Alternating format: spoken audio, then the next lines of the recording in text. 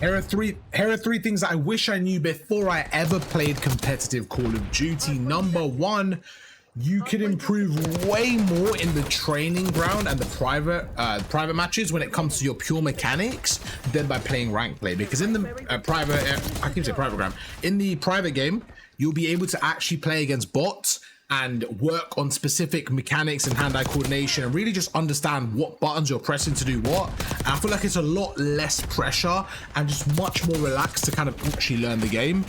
So for me, like, shooting bots was something I didn't do for the first few years of playing the game, and I would just play online constantly, and I feel like it was, obviously I would get better over time, right? But shooting bots was such a staple. I feel like it was one of the most important things. Once I started to do that, I feel like I was getting better, like, at such a faster rate that I wish I did at the start. Number two is actually recording my own gameplay, because in the moment, sometimes decisions are really hard to make by just simply, you know, playing the game. You're like, everything's so fast paced, and now you're working on like different mechanics and trying to learn the game, like everything's all over the place. But when you actually record it and slow it down and watch it back, you're like, oh, hang on, like if I was here again, I probably would do this differently. So you can kind of just re-watch the game with a different perspective of someone a bit more relaxed, because you're not in that high pressure moment, and you're able to kind of watch your rank play games back with a different kind of point of view. Like, oh, you know, I could have done this, could have done that, rewind stuff, kind of pause it, and just you give yourself time to think, which allows you to overall just get better. And number three is just watching the actual CDL, watching the pros play, but paying attention to the mini map. If I actually did that from the start,